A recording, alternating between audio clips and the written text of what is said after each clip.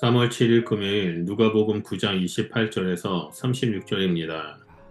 이 말씀을 하신 후 8일쯤 되어 예수께서 베드로와 요한과 야고보를 데리고 기도하시러 산에 올라가사 기도하실 때에 용모가 변화되고 그 옷이 휘어져 광채가 나더라. 문득 두 사람이 예수와 함께 말하니 이는 모세와 엘리야라.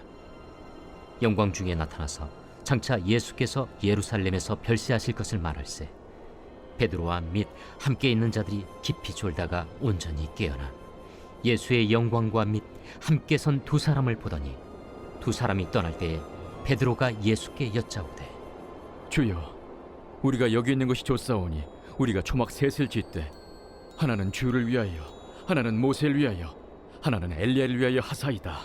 하되 자기가 하는 말을 자기도 알지 못하더라. 이 말할 즈음에 구름이 와서 그들을 덮는지라.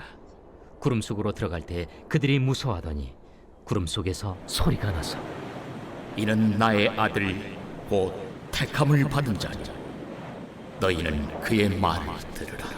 소리가 그침에 오직 예수만 보이더라.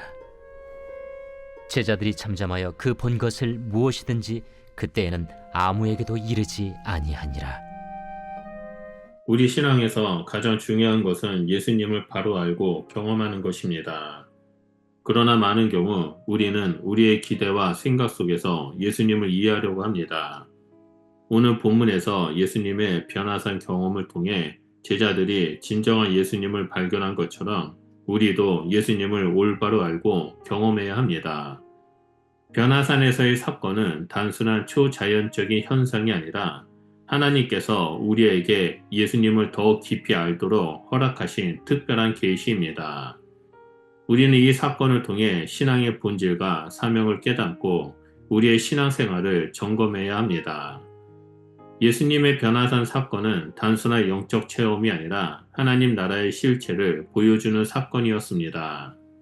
우리는 변화산에서의 장면을 통해 예수님이 단순한 선생이나 선지자가 아니라 하나님의 아들이심을 확신할 수 있습니다. 또한 신앙의 핵심이 무엇인지를 깨닫고 우리의 신앙의 여정이 감정적인 체험에만 머물 것이 아니라 지속적인 순종과 실천이 필요함을 배우게 됩니다. 먼저 첫 번째로 28절에서 31절을 보며 변화산에서 드러난 예수님의 영광을 볼 수 있습니다. 예수님은 베드로, 요한, 야고보를 데리고 기도하러 산에 올라가십니다. 기도하는 중에 예수님의 얼굴이 변하고 옷이 빛과 같이 휘어졌으며 모세와 엘리야가 나타나 예수님과 대화하는 장면이 펼쳐집니다. 모세는 율법을, 엘리야는 선지자를 대표하며 이는 예수님께서 율법과 예언의 성취자이심을 보여줍니다. 그들은 예수님께서 예루살렘에서 이루실 일에 대해 이야기합니다. 이 장면은 예수님의 신성과 하나님의 구속 계획을 드러냅니다. 우리는 종종 하나님의 영광을 기적과 성공으로만 생각하지만 성경이 말하는 영광은 희생과 순종을 향한 하나님의 뜻을 이루는 것입니다. 예수님의 변화된 모습은 단순히 초자연적인 영광의 발현이 아니라 십자가를 통해 이루어질 영광을 예고하는 사건이었습니다. 진정한 예수님을 경험하기 위해 우리는 그의 십자가와 부활을 깊이 묵상해야 하며 하나님의 구원 계획을 이해하고 순종하는 신앙을 가져야 합니다. 변화산에서의 사건은 예수님이 하나님과 하나 되심을 보여주는 장면입니다.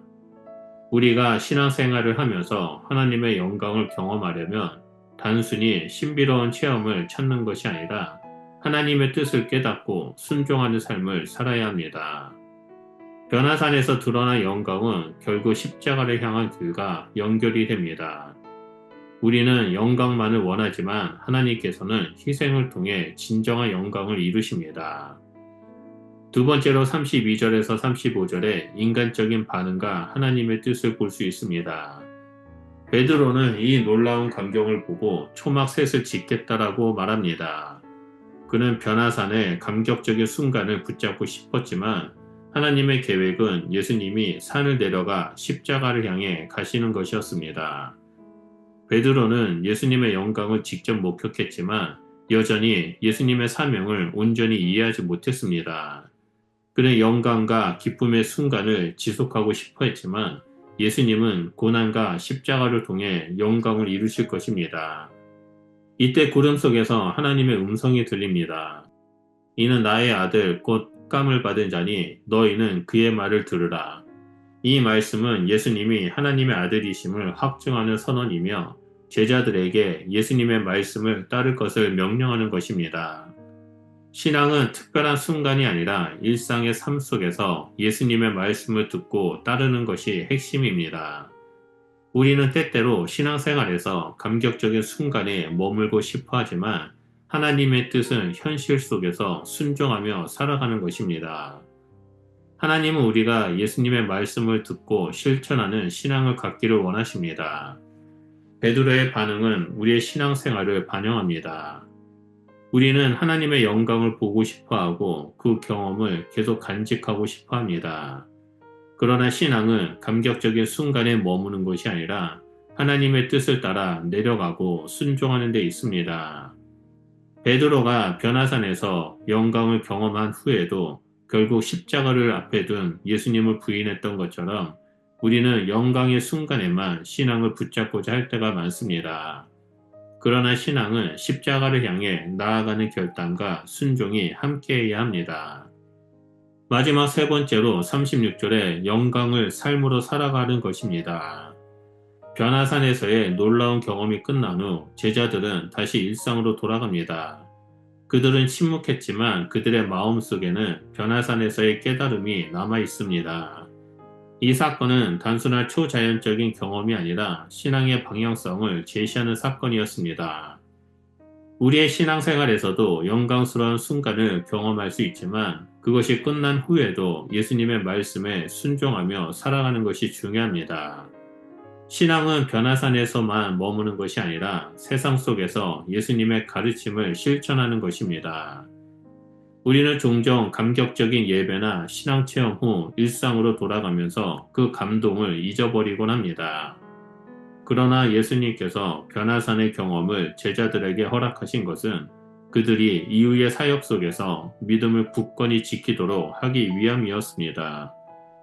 우리도 마찬가지로 신앙에 특별한 경험이 있을 때 그것을 단순한 감정적 체험으로 끝내지 않고 우리의 삶 속에서 실천해야 합니다. 예배와 기도를 통해 경험한 하나님을 우리의 삶 속에서 증거하는 것이야말로 진정한 신앙입니다. 변화산에서의 만남은 산 위에서 끝나는 것이 아니라 우리가 세상에서 예수님의 제자로 살아가도록 준비시키는 과정입니다. 예수님은 변화산에서 자신의 신성을 드러내셨고 제자들은 진정한 예수님을 경험했습니다.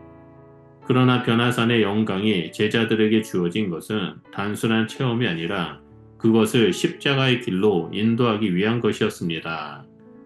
우리도 신앙생활에서 영광스러운 순간을 경험할 수 있지만 그것이 끝난 후에도 예수님의 말씀에 순종하며 살아가는 것이 중요합니다.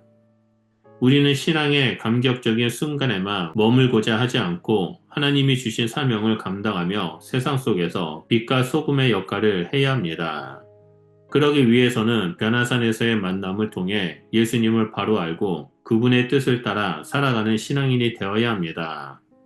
신앙은 특별한 경험이 아니라 일상생활 속에서 예수님의 말씀을 듣고 순종하는 것입니다. 오늘 하루도 예수님의 뜻을 따라 살아가며 하나님의 영광을 드러내는 삶을 살아가시길 주님의 이름으로 축원드립니다. 기도하겠습니다. 사랑의 주님, 변화산에서 영광을 드러내신 예수님을 바라봅니다. 하지만 그 영광이 십자가를 통해 완성된다는 사실을 깨닫게 하여 주시옵소서. 그래서 우리가 감격적인 신앙의 순간에만 머무르는 것이 아니라 삶 속에서 주님의 말씀을 듣고 순종하는 제자가 되게 하여 주시옵소서. 나의 일상에서 하나님의 영광을 드러내며 살아가도록 인도하여 주시기를 간절히 소원하며 예수 그리스도의 이름으로 기도드립니다. 아멘.